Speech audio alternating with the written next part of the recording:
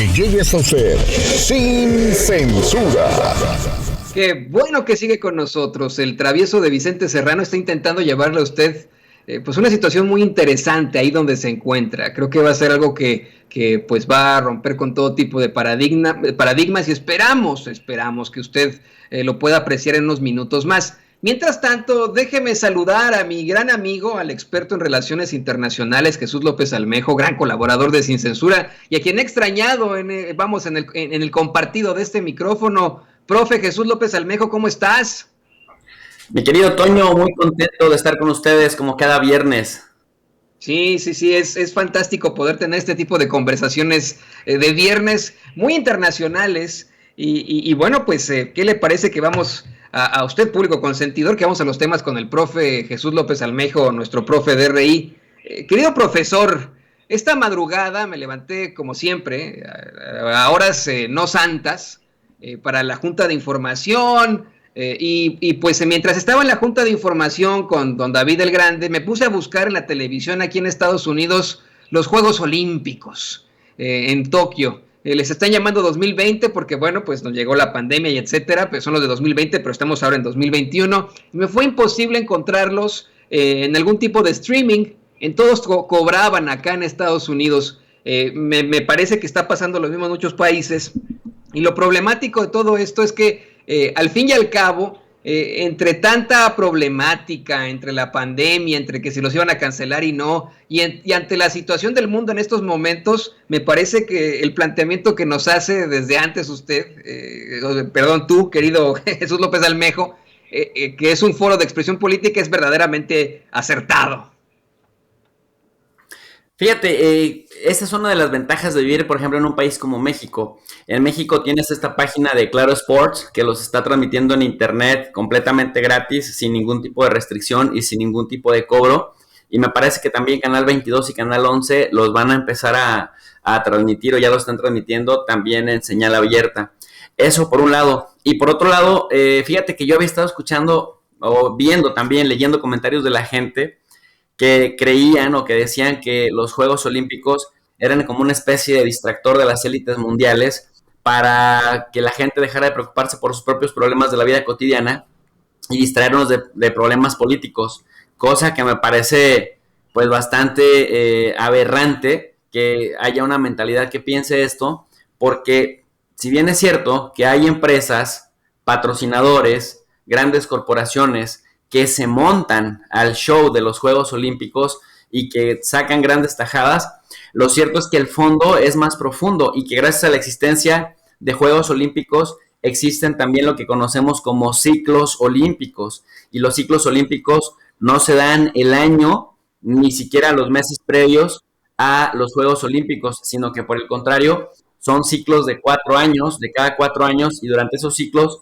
pues los atletas y toda la industria deportiva se pone a trabajar justamente para preparar a quienes van a representar a sus países a ir a estas justas olímpicas. Quiero también comentar que gracias a la existencia de Juegos Olímpicos es que por otro lado existen carreras como educación física, y que gracias a carreras como educación física, en donde se imparten las materias también de olimpismo y de la importancia del deporte en nuestras vidas, pues nos hemos dado cuenta, mi querido Antonio, que la gente ha encontrado en el deporte salida a la depresión, cura preventiva a enfermedades, sobre todo las enfermedades crónicas degenerativas como diabetes, hipertensión, que se dan mayoritariamente por el sobrepeso o por la obesidad, ¿no? Una de las comorbilidades más importantes para que, por ejemplo, un virus como el COVID, ¿no? Como esta pandemia, sea letal. En ese sentido, me parece que los Juegos Olímpicos son una celebración, una maravilla que tiene poco más de un siglo celebrándose y son muy esperados cada 4 años por la gente, y me parece que habría que verlos con respeto, porque además, mi querido Antonio, de esto que acabo de mencionar, como un ejemplo del que se cuelgan después políticas públicas para pues tener una vida más sana y que eso nos impacta positivamente. También es cierto que han sido utilizados como foros de expresión política y geopolítica, pero antes no sé si tengas algún comentario a lo que acabo de mencionar. Sí, exactamente. No quería interrumpirte, querido profesor, pero exacto, ¿no? Yo veo a los Juegos Olímpicos como un foro absoluto de discusión, iniciador de políticas públicas.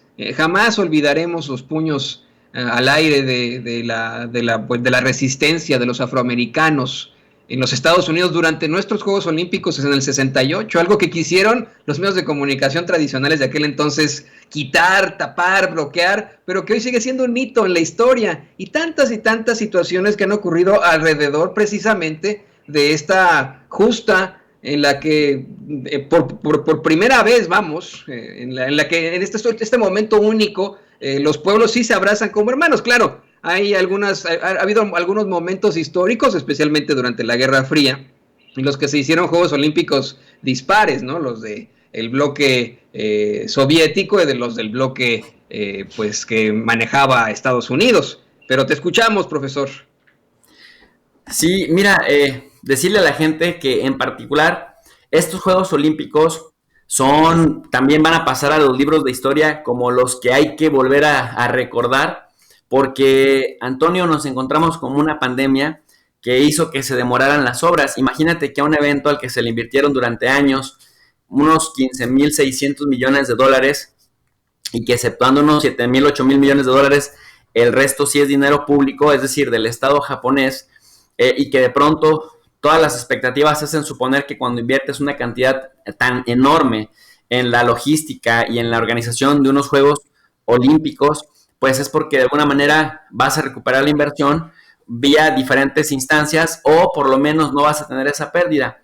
Pero cuando llega la pandemia, le da para abajo a tu economía justamente en todo ese año, y tienes que posponerlos, y cuando los reinicias sin público, quitándole ciertamente esa chispa o esa magia que le da a los Juegos Olímpicos históricamente tener estadios llenos, el colorido, el folclore, la derrama económica que se genera en las reservas de hoteles, en los restaurantes, en los espacios públicos, etcétera, pues es algo con lo que no se va a contar.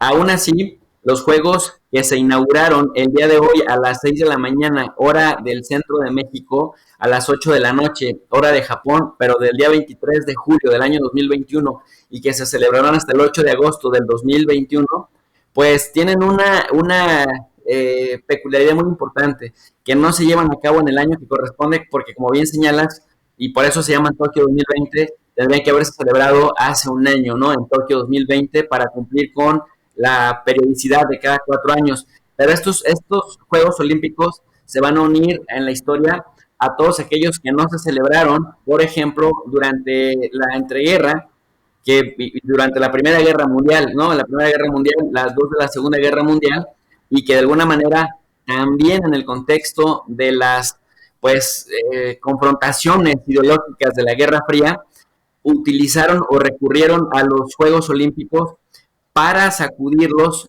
políticamente, y para usarlos como juegos de expresión política. Mira, me explico. Tokio, por ejemplo, ya había sido sede de los Juegos Olímpicos en 1964, en la era Showa, cuando Hirohito era el abuelo del emperador actual, que inauguró los Juegos esta mañana, Naruhito, o la noche de las 8 de la noche de Japón. Y Tokio se convierte en una de las pocas ciudades, y Japón en uno de los pocos países que tiene la capacidad de repetir la sede. También lo ha sido México, lo ha sido Alemania, y bueno, sede de grandes eventos de esta escala. Pero Antonio, aquí voy a un punto muy importante. En el año de 1980, muchos países vinculados, digamos, o que simpatizaban con Estados Unidos, o también por presiones de Estados Unidos, boicotearon los Juegos de Moscú 1980, porque en 1979 la Unión Soviética había invadido Afganistán, y en ese tiempo Afganistán era aliado de Estados Unidos. Pero como en las relaciones internacionales casi todo es reciprocidad cuando hay cierta simetría, entonces la Unión Soviética no fue, o boicoteó también, y muchas repúblicas que simpatizaban con la Unión Soviética no fueron en represalia a los Juegos de 1984 que se celebraron en Los Ángeles. Y casualmente, Antonio, esos dos eventos se marcan en la historia de los Juegos Olímpicos como dos en los que difícilmente se pudieron romper las marcas. Algo que hay que decirle a la gente, que los Juegos Olímpicos también han servido de termómetro o de parámetro para ver cómo justa olímpica tras justa olímpica se van rompiendo los récords mundiales y también se va viendo hasta dónde es el ser humano, capaz de vencerse a sí mismo y de mejorar sus propias marcas. Sin embargo, ante la presión del otro significativo o ante la falta de presión del otro significativo, en este caso de Estados Unidos en la Unión Soviética y posteriormente en Los Ángeles 84, la ausencia de la Unión Soviética en Estados Unidos, pues marca el bajón en calidad deportiva y por supuesto que no se rompen las marcas que se estaban esperando. En el año 2000 también pasó otro proceso muy importante. Israelíes y palestinos entraron juntos de la mano las delegaciones y las Coreas, Corea del Norte y Corea del Sur, también entran de las manos a ver esta inauguración, que es un acto político muy simbólico. No sé si te diste cuenta que esta mañana, en 2021, también se hace una mención especial. Tú sabes que la bandera olímpica que sale, generalmente salen los 5 continentes, un representante de cada continente. Bueno, pues salieron 6 personas deteniendo esta bandera olímpica. Y la sexta persona, representaba a todos los refugiados del mundo. Con lo cual, pues te das cuenta que hay también un mensaje político muy interesante y que generalmente los discursos hablan de la paz, de la solidaridad internacional, de la fraternidad y de la cooperación. Y que dicen que los Juegos Olímpicos, pues justamente son estos armonizadores, estos contrapesos a las relaciones bélicas que se tienen entre los países, que generalmente suelen ser relaciones pues bastante problemáticas. Pues los Juegos Olímpicos terminan por compensar un poco esto, aunque no están exentos los Juegos Olímpicos de tener también cierto tipo de gestos de índole pues violenta. Por ejemplo, atletas iraníes, cuando les ha tocado competir en el mismo set que atletas israelíes, han preferido mejor no competir, hacerse a un lado para marcar, para evidenciar su profundo desacuerdo con países como Israel. Igual, también ha pasado con Estados Unidos.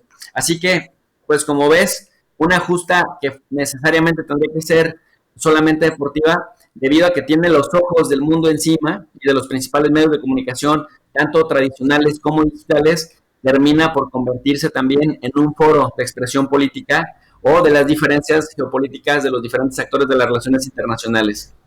Me dices, profe, que si tuve oportunidad de ver cómo salían esas 6 banderas, una persona representando a los refugiados, y mi respuesta es no. Aquí en Estados Unidos, debido a las compañías, a sus acuerdos, a las televisoras, a menos que uno pague, va a poder ver esa situación. Me parece que al rato lo van a pasar en la televisión abierta en NBC, y creo que pasaron parte en NBC, pero híjole, qué terrible. Yo ni siquiera tengo conectada la antena a la televisión abierta, pues ya no creo en la televisión abierta desde hace mucho tiempo. Y se nos está acabando el tiempo, pero